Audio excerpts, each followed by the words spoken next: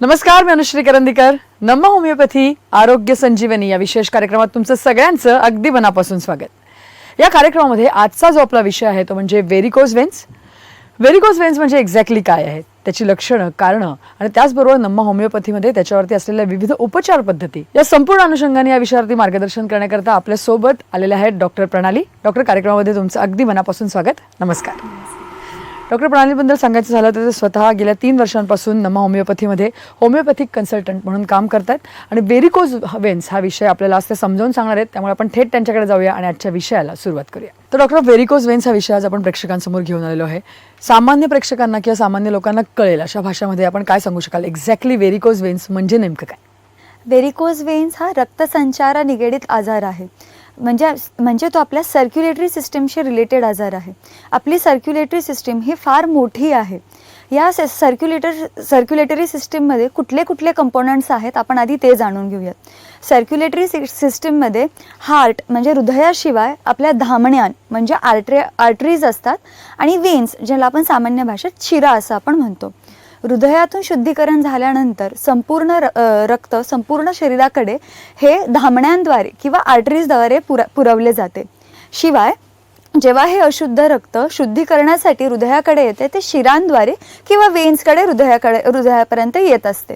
ही जी संपूर्ण प्रक्रिया आहे अशुद्ध रक्त हृदयाकडे शुद्धीकरणासाठी येण्याची, ही संपूर्ण प्रक्रिया ही गुरुत्वाकर्षण शक्तीच्या विरोधात चालू असते. म्हणजे ही अगेन्स्ट द ग्रॅव्हिटेशनल फोर्स चालू असणारी प्रोसेस आहे. ही प्रोसेस सुरळीत व्हावी यासाठी शिरांमध्ये वाल्व्सचा समावेश असतो. या असतात नॉन रिटर्निंग वाल्व्स, जेणेकरून हे रक्तसंचार हा व्यवस्थित व्हावा आणि रक्त हे परत खाली येऊ नये याच्यासाठी ह्या वाल्व्सचा समावेश असतो. अनेक कारणांमुळे ह्या वाल्व्स वीक व्हायला लागतात आणि वाल्व्सची जी आहे तिथे डिफॉर्मिटी व्हायला सुरुवात होते आणि रक्त त्याच ठिकाणी साकाळायला सुरुवात होते. याच्यामुळे पायावर शरीराच्या खालच्या भागांवर आपल्याला हिरव्या निळसर शिरा दिसायला सुरुवात होते. यालाच आपण सामान्य भाषेत व्हेरिकोज व्हेन्स असं म्हणतो.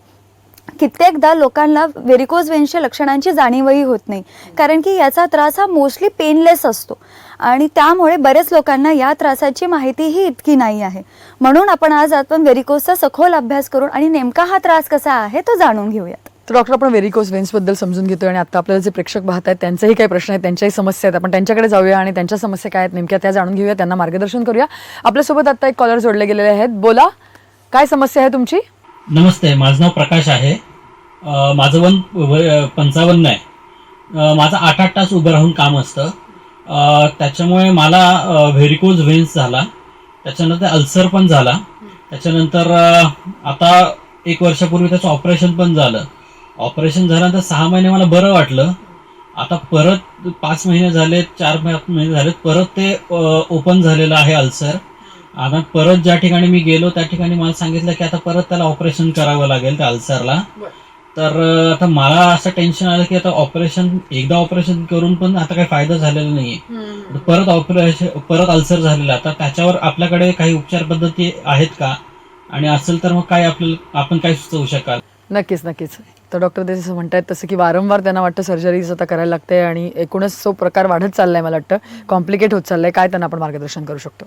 नक्कीच. जसं की मी आत्ता बोलले की व्हेरिकोज व्हेन्सच्या सर्जरीमध्ये आपल्याला तात्पुरता आराम मिळतो, कारण की आपण जी आत्ता दिसतीये जखम त्याला आपण रिपेअर करू शकतो. पण जे इतर ठिकाणीचे जे वाल्व्स आहेत ते सर्जिकली रिपेअर नाही होते, ज्याचं डिफॉर्मिटी आपल्याला दिसतही नाही. कित्येक वेळा ते आतून त्रास हा सुरू झालेला असतो आणि तो डायरेक्ट तुम्हाला अल्सर झाल्यानंतर दिसतो. जसं की आपल्याला आत्ता तुम्ही जसं सांगितलं मला कॉलवर की तुमचंही तेच झालं असणार आहे की तुमची सर्जिकली तो जो होता तो अल्सर व्यवस्थित झालाय, पण जी आतली जी रक्तसंचार सिस्टीम होती ती फॉल्ट होताच तो तसा, आणि आता ती दुसऱ्या ठिकाणी सुरू झाली आहे.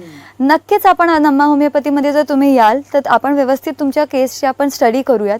त्याच्या मागचं नेमकं मूळ कारण काय आहे ते जाणून तुमचा आजार हा मुळापासून कसा बरा होईल याचा नक्की प्रयत्न करूयात. आम्ही नम्मा होमिओपॅथीमध्ये नॉन सर्जिकली अल्सरचे केसेस कसे हँडल होतात हे आम्ही प्रयत्न करत असतो. शिवाय आपल्या औषधांमध्ये कुठले कुठल्याही प्रकारचा केमिकल्स किंवा स्टेरॉइडचा उपयोग नसतो, त्यामुळे ह्या औषधांचा कुठलाही साईड इफेक्टही होत नाही. म्हणून तुमचा जो आजार आहे आपण संपूर्णपणे बरा होऊन आणि हा परत उद्भवू नये याची नक्कीच काळजी घेऊयात. नक्की, जसं तुम्ही म्हणालात तसं की सामान्य भाषेत लोकांना कळलं असं आपण समजावून सांगितलेलं आहे की नेमके त्या दिसतात कशा प्रकारे व्हेरिकोज वेन्स. तर त्या अनुषंगाने मला तुम्हाला विचारायचं आहे की आता व्हेरिकोज वेन्स ज्या माणसांना दिसतात किंवा येतात, दिसायला लागतात, त्याच्या मागची नेमकी कारणं काय असू शकतात, त्याविषयी काय सांगाल? व्हेरिकोज वेन्स हा जसं आता मी सांगितलं की हिरव्या आणि निळसर दिसणाऱ्या या वळण्याच्या शिरा आहेत ज्या संपूर्ण शरीराच्या खालच्या भागात दिसू लागतात. ह्या पायांवर, पोठऱ्यांवर तुम्हाला कुठेही ह्या दिसू शकतात. याच्या मागचं कारण अनेक कारणं आहेत, पण प्रामुख्याने दिसणारं कारण म्हणजे लठ्ठपणा. अतिरिक्त काळ एका ठिकाणी बसून राहिल्यामुळे, डाएटरी हॅबिट्स, शरीराला व्यायामाचा अभाव या कारणांमुळे रक्तप्रवाह हा व्यवस्थित होत नाही आणि शिरांवर जास्त ताण येतो ब्लड फ्लो व्यवस्थित होण्यासाठी आणि ती झडप वीक होत जाते. त्यामुळे लठ्ठपणा हा व्हेरिकोज वेन्ससाठी प्रमुख कारण होऊ शकतं. याच्या व्यतिरिक्त स्त्रियांमध्ये व्हेरिकोज वेन्सचा त्रास हा आपल्याला जास्त जाणवून येतो.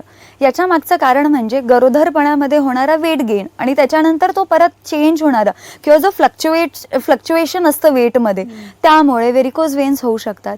शिवाय आहारात आयर्न, कॅल्शियम असे मल्टीव्हिटॅमिन्सची कमतरता असल्यामुळेही रक्तसंचारा रिलेटेड त्रास होऊ शकतात आणि व्हेरिकोजचा त्रास आपल्याला स्त्रियांमध्ये दिसून येतो. स्त्रियांमध्ये अतिरिक्त काळ उभं राहण्याची सवय असते, जसं की स्वयंपाकासाठी म्हणा, सलग 2-2, 3-3 तास एका ठिकाणी उभं राहिलं जातं. किंवा कित्येक वेळा असं होतं की ज्या स्त्रिया शिलाई काम करत असतात, ज्या कंटिन्यू एका ठिकाणी बसून असतात, यांच्यामध्येही आपल्याला व्हेरिकोज वेन्सचा त्रास दिसून येऊ शकतो. शिवाय आजकालची आपली जी लाईफस्टाईल झाली आहे की तिथे आपल्याला हाय हिल्स हे घालावे लागतात डे टू डे लाईफमध्ये, त्यामुळे सुद्धा रक्तप्रवाह हा व्यवस्थित न होता तिथेही व्हेरिकोज वेन्सच्या त्रासाची आपल्याला सुरुवात पाहता येते. याच्याशिवाय आणखीन व्हेरिकोज वेन्सचं कारण म्हणजे धूम्रपान. सिगरेट स्मोकिंगमुळे किंवा अतिरिक्त काळ धूम्रपान केल्यामुळे जे आपल्या शिरा आहेत त्या ताठ व्हायला सुरुवात होतात किंवा तिथे स्टिफनेस यायला सुरुवात होते आणि तिथे या वाल्व्समध्ये परत डिफॉर्मिटी किंवा वीकनेस यायला सुरुवात होऊन तिथेही व्हेरिकोज वेन्सचा त्रास होऊ शकतो. या व्यतिरिक्त अतिरिक्त काळ एका ठिकाणी उभं राहण्याचं जे मी कारण स्त्रियांमध्ये सांगितलं, तेच कारण आपण पुरुषांमध्येही पाहू शकतो. जसे की पोलिसमॅन झाले किंवा कोणी हे जे जास्त वेळ एका ठिकाणी उभं राहून, शिक्षक झाले ज्यांना जास्त वेळ उभं राहून काम करावं लागतं, त्या ठिकाणी वेन्सला खूप जास्त प्रेशर असतं ब्लड फ्लो व्यवस्थित होण्यासाठी आणि तिथे वाल्व्स किंवा त्यांच्या झडपांवर खूप प्रेशर यायला सुरुवात होते. या कारणामुळे सुद्धा व्हेरिकोज वेन्सचा त्रास होऊ शकतो. हा त्रास कित्येकदा पेनलेस असतो की तुम्हाला शिरा दिसायला सुरुवात झाली असते, हिरव्या निळ्या शिरा दिसत आहेत, पण आपण कित्येक वेळेस लक्ष देत नाही की झालं असेल काही कारणांमुळे किंवा ते असंच असेल. पण हा त्रास कालांतराने हा बळावून जाऊ शकतो आणि याचं गंभीर स्वरूप डीप वेन थ्रोम्बोसिस किंवा डीव्हीटी किंवा व्हेरिकोज अल्सर या प्रकारातही होऊ शकतं. नक्की, आपण जसं बघितलं तसं की विविध कारणं तुम्ही सांगितली जेणेकरून व्हेरिकोज वेन्स होऊ शकतात, परंतु कारणं बऱ्याच वेळा ही अनफॉर्च्युनेट सुद्धा आहेत. कारण जसं तुम्ही म्हणालात तसं की आता जर उभं राहूनच काम करायचं तर त्याला पर्याय नाही, पण मग या व्हेरिकोज वेन्स जेव्हा दिसायला लागतात किंवा त्याचं पेन सुरू होतं, त्याची काही ग्रेडेशन असते का किंवा काही स्टेजेस असतात का जेणेकरून आपल्याला लक्ष येतं की हा आजार वाढत चाललाय किंवा गांभीर्याकडे चाललाय? नक्कीच. व्हेरिकोज वेन्स व्यवस्थित समजून घेण्यासाठी आणि तो त्रास नेमका कुठल्या स्टेजमध्ये आहे हेच आपल्याला मेन गाईडलाईन म्हणून काम करतं की आपल्याला ट्रीटमेंट किती लवकरात लवकर स्टार्ट करण्याची गरज आहे. जसे की पहिली स्टेज जी आहे ती असते स्पायडर वेन स्टेज. या स्टेजमध्ये कातणीच्या जाळ्यासारख्या बारीक हिरव्या अशा रेषा आपल्याला संपूर्ण शरीराच्या खालच्या भागात दिसू लागतात. या स्टेजमध्ये कित्येक वेळेस कोणाला काही सायन्स अँड सिम्पटम्स जाणूनही येत नाही की पाय कधी दुखत नाही किंवा असे काही लक्षणं फारशी दिसत नाही, पण हा त्रास पुढच्या स्टेजवरही जाऊ शकतो. म्हणून तुम्हाला जरी कुठे शिरांवर असं शरीरावर शिरा दिसत असतील तर योग्य वेळेस लवकरात लवकर डॉक्टरांचा सल्ला घेणं गरजेचं आहे. जसा हा झाला आपला पहिला स्टेज. जी दुसरी स्टेज आहे याला आपण स्टेज 2 ऑफ व्हेरिकोज वेन समजून घेण्यासाठी, जेव्हा रक्त हे अतिरिक्त काळासाठी साखळायला सुरुवात होऊन जाते आणि जेव्हा आपल्या शरीराच्या खालच्या भागातल्या ज्या 2 मेन वेन्स आहेत जसे ग्रेट सफॅनस वेन किंवा पॉप्लिटेल वेन आपण ज्याला म्हणतो, जेव्हा या शिरांमध्ये रक्तांची साखळणं जास्त सुरू होऊन जाते तेव्हा ती शीर फुगून येते आणि आपण जेव्हा हात फिरवू तेव्हा ती जाणवू पण लागते. तर ह्याला आपण second stage of varicose veins म्हणू शकतो. या स्टेजमध्ये लक्षणांची सुरुवात होऊन जाते. लक्षणं काय असणार आहेत की पायांना अचानक जडत्व जाणून येणे, पायांना मुंग्या येणे, पायात अचानक क्रॅम्प्स किंवा अचानक कळ येणे, रात्रीच्या वेळेस अचानक पाय दुखून येणे, अतिरिक्त काळ जर उभा राहिला तर आपलं पाय ओढले जात आहेत असं जाणवून येणे, हे सगळी लक्षणं आपल्या सेकंड स्टेजमध्ये जाणवून येतात. हे झालं आपलं second stage of varicose veins. आता थर्ड स्टेज जो आहे हा थोडासा कॉम्प्लिकेटेड स्टेज आहे आणि कन्फ्युजन पण होऊ शकतं या स्टेजमध्ये जाणून घेण्यासाठी, कारण की या स्टेजमध्ये रक्त अतिरिक्त काळ साचल्यामुळे त्वचेवर काळसरपणा यायला सुरुवात होते आणि त्वचा काळी पडून त्वचेला कोरडेपणा येऊन तो खाज यायला सुरुवात होते. हा इतर स्किन डिझिजेस सोबत सुद्धा कित्येकदा कन्फ्युजन होऊ शकतं की कारण की स्किन कोरडी पडलेली आहे, स्किनला खाज येते, हे तर आपल्याला असं वाटतं काहीतरी स्किन इन्फेक्शन आहे, पण हा सुद्धा व्हेरिकोज वेन्सचा एक प्रकार आहे आणि याला आपण व्हेरिकोज एक्झिमा असं म्हणतो. जसं मी आत्ता सांगितलं की व्हेरिकोज एक्झिमामध्ये जेव्हा त्वचा काळी पडू लागते आणि त्वचा कोरडी पडू लागते तर कितीदा ते कन्फ्युजन होऊन जातं की कुठला स्किनचा आजार तर नाही आहे.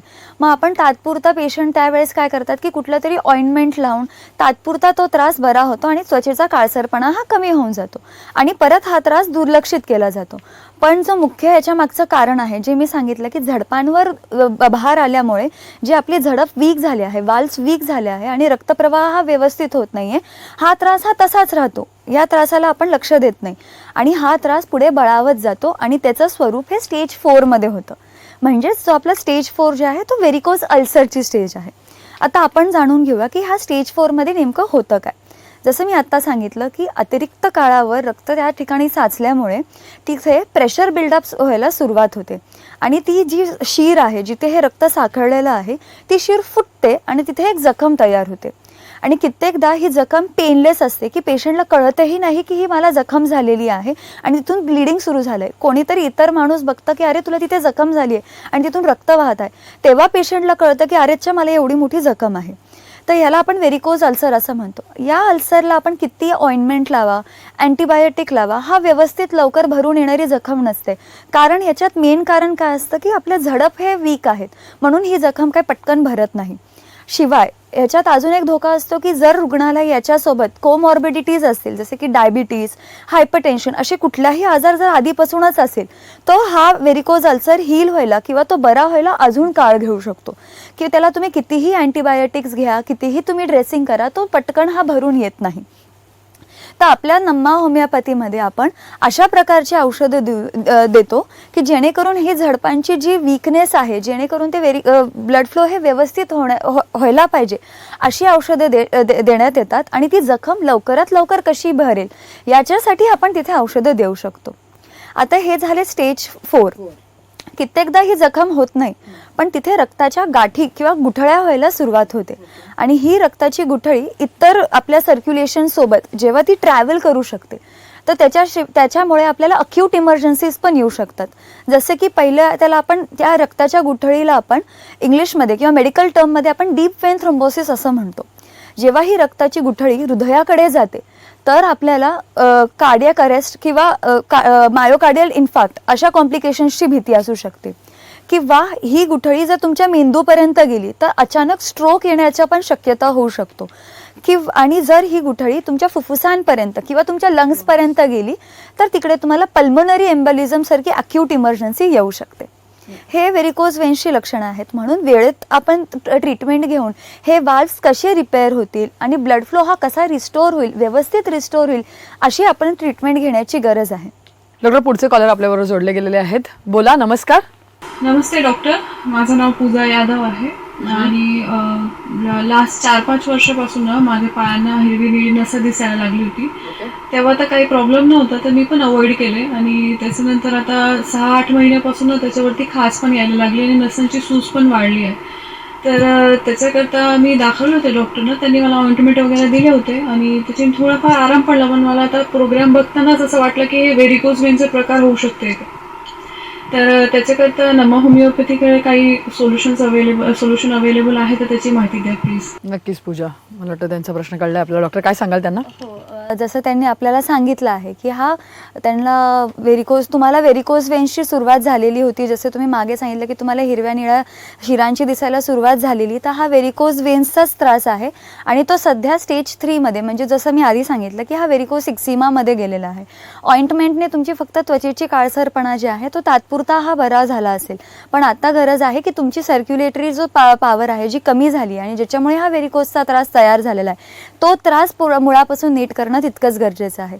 तुम्ही नक्कीच आमच्या कुठल्याही शाखेला व्हिजिट द्या. मग आपण तुमच्या केसला व्यवस्थित स्टडी करून त्याच्यानुसार नेमकं कारण काय आहे याचा सखोल अभ्यास करून त्याला आपण नक्कीच ट्रीटमेंट देऊयात आणि हा आजार पुढच्या स्टेजला किंवा कॉम्प्लिकेशनच्या स्टेजपासून जाण्यापासून थांबवून याच स्टेजला थांबवून तुमचा आजार संपूर्णपणे बरे करण्याचा आपण प्रयत्न करू.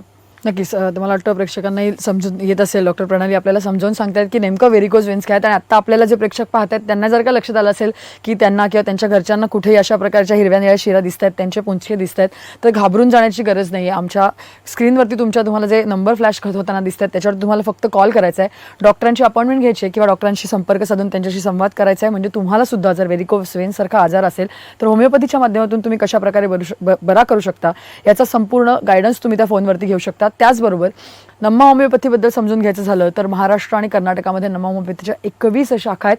महाराष्ट्राबद्दल बोलायचं झालं तर महाराष्ट्रातच नम्मा होमिओपॅथीच्या 10 ठिकाणी शाखा आहेत. मुंबईमध्ये दादर येथे, त्यानंतर ठाणे, पुणे, नाशिक, औरंगाबाद, सोलापूर, नागपूर, कोल्हापूर, अकोला आणि नांदेड या सर्वत्र ठिकाणी नम्मा होमिओपॅथीच्या शाखा आहेत. तिथे तज्ज्ञ डॉक्टरांच्या टीम्स अवेलेबल आहेत. त्यामुळे तुम्हाला सुद्धा व्हेरिकोज वेन्सचा त्रास होत असेल, तुम्ही अनेक ठिकाणी ट्रीटमेंट घेऊन चुकला असाल आणि तरी सुद्धा फरक पडलेला नसेल किंवा आत्ताच नव्याने तुम्हाला त्रास सुरू झाला असेल तर तुम्ही तातडीने नंबरवरती फोन करू शकता, डॉक्टरांना भेटू शकता. वेगवेगळ्या शाखांमध्ये अनेक डॉक्टर्स आहेत आणि तुम्ही सुद्धा होमिओपॅथीच्या माध्यमातून तुमचा आजार नक्की बरा करू शकता. आणि जसं आपण म्हटलं तसं की सगळ्यात महत्त्वाचा भाग असतो या सगळ्यामध्ये तो म्हणजे ट्रीटमेंटचा. तर आपण मॉडर्न सायन्सच्या ट्रीटमेंट बघितल्या, परंतु आता सगळ्यात प्रामुख्याने महत्त्वाचं म्हणजे होमिओपॅथीची ट्रीटमेंट आणि तेही नम्मा होमिओपॅथीमध्ये. तर नम्मा होमिओपॅथीमध्ये नेमकं व्हेरिकोज वेन्सवरती आपण कशाप्रकारे उपचार करतो. वेगवेगळ्या प्रकारचे पेशंट्स आपल्याकडे येत असतात व्हेरिकोज वेन्सचे, तर त्यांना एक कस्टमाइज किंवा इंडिव्हिज्युअलिस्टिक अप्रोचनी होलिस्टिक ट्रीटमेंट आपण कशी देतो. जसं की आता आपण पाहिलं की व्हेरिकोज वेन्सचे अनेक स्टेजेसमध्ये पेशंट आपल्याकडे येतात आणि त्याचे कारणंही त्याच्या मागे फार वेगळी असतात.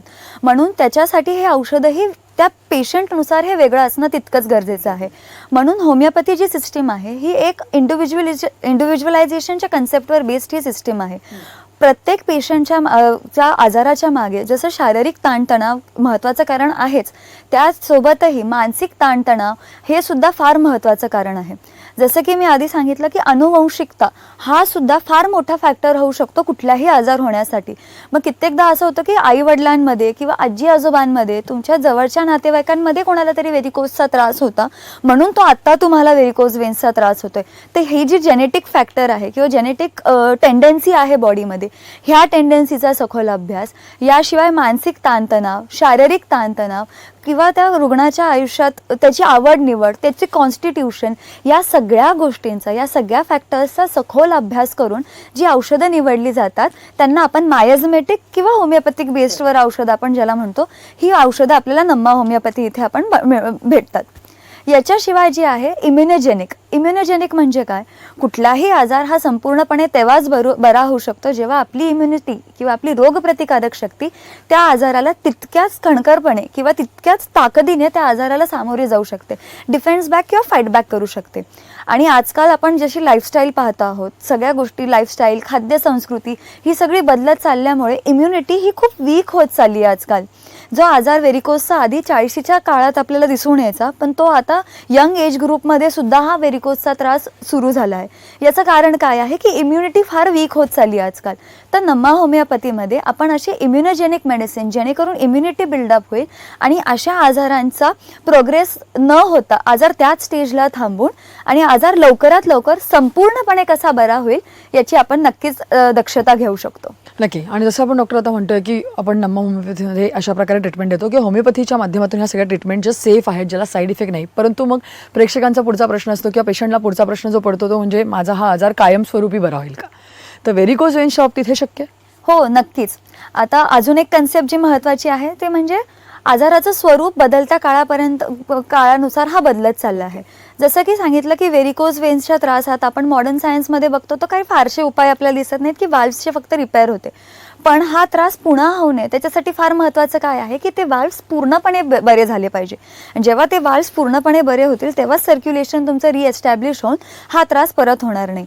तर आपलं जे औषध आहे हे 6th जनरेशन पद्धतीचं औषध आहे की ते त्या लेवलला जाऊन की तुमच्या वाल्व्सची स्ट्रेंथ वाढवण्यासाठी आणि ब्लड सर्क्युलेशन परत रिस्टोअर होण्यासाठी आणि जी त्रास आत्ता दिसतो असतोय, ज्या शिरांवर तुम्हाला त्रास होतोय त्याच्यासोबत इतरही ज्या तुमच्या शिरा आहेत ज्यांच्यावर तुम्हाला आत्ता मे बी लक्षणं नाही दिसत आहेत, ते आत्ता तितक्या सुजल्याही नाही आहेत, पण तिथे त्रासाची सुरुवात झालेली आहे, ती पण स्टेज तिकडेच थांबून हा त्रास आपण तिथल्या तिथेच थांबून आणि परत दुसरीकडे हा त्रास उद्भवू नये याची आपण काळजी घेऊ शकतो. आणि एकदा जर तो वाल्व परत रिपेअर झाला तर तो परत तसा त्रास उद्भवू नये म्हणून त्याच्यासाठी पण आपण औषधं देऊ शकतो. नक्कीच डॉक्टर, म्हणजे आपण जसं सुरुवातीला म्हणलं होतं तसं की विषय छोटासा जरी असला किंवा हा आजार जरी असं दिसताना जरी असं वाटलं असला की अगदी छोटासा आहे तरी पण गंभीर स्वरूप धारण करू शकतो. त्यामुळे मला वाटतं योग्य वेळेला याच्यावर उपचार करणंच गरजेचं आहे. आणि प्रेक्षक तुम्ही सुद्धा हे समजून घेणं गरजेचं आहे की व्हेरिकोज वेन्स हे दुर्लक्ष करण्यासारखं नाही आहे, त्याचं गंभीर स्वरूप धारण करता येण्यासारखं आहे. त्याच्यामुळे तुमच्यावरती ही वेळ येऊ नये याकरता मात्र तुम्हाला वेळीच लक्ष देणं गरजेचं आहे. होमिओपॅथीच्या माध्यमातून नमा होमिओपॅथीमध्ये तुम्ही जर का आलात तर हा आजार संपूर्णपणे बरा होऊ शकतो आणि डॉक्टरांनी सांगितलं तसं तुम्ही एक चांगलं आयुष्य जगू शकता. त्यामुळे लवकरात लवकर तुम्ही जे स्क्रीनवरती नंबर फ्लॅश होतात त्याच्यावरती फोन करा, डॉक्टरांची अपॉइंटमेंट घ्या, डॉक्टरांना भेटा, आपला आजार समजावून सांगा आणि त्यांच्याकडनं लाईन ऑफ ट्रीटमेंट समजून घ्या आणि एक चांगल्या आयुष्याला तुम्ही सुरुवात करू शकता. त्याचबरोबर मी तुम्हाला पुन्हा एकदा सांगू इच्छिते की महाराष्ट्र आणि कर्नाटकात मिळून नमा होमिओपॅथीचे 21 ठिकाणी शाखा आहेत. त्यामुळे तुम्हाला घाबरायची गरज नाही. तुम्ही आता हा शो कुठूनही बघत असाल तर तुम्ही नमा होमिओपॅथीपर्यंत पोहोचू शकता. महाराष्ट्रामध्येच 10 ठिकाणी नमा होमिओपॅथीच्या शाखा आहेत.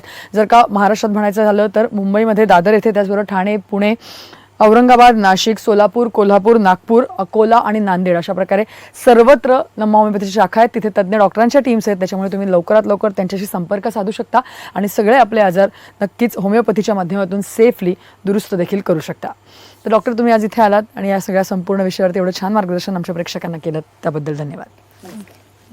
तर या विषयासह नमा होमिओपॅथी आरोग्य संजीवनी या विशेष कार्यक्रमामध्ये आता आम्ही इथेच थांबतोय. नमस्कार. पुण्यालाच राहणारे रोहित दत्तात्रय रावळ यांना व्हेरिकोवेन्सचा वेदनादायी त्रास होता. सिक्युरिटी गार्ड म्हणून काम करताना त्यांना 8 तास उभं राहावं लागायचं, त्यामुळे त्रास व्हायचा. पण नमा होमिओपॅथी मधल्या 1.5 वर्षांच्या उपचारादरम्यान त्यांच्या पायाच्या जखमा पूर्ण बऱ्या झाल्या आहेत. 68 वर्षांचे गजानन गारदी यांनाही व्हेरिकोज वेन्सचा त्रास होता. पायाला सूज यायची, गोळे यायचे, पायाच्या शिरा लालसर, निळसर, काळसर पडल्या होत्या. या आजारामुळे त्यांना चालता येईनासं झालं.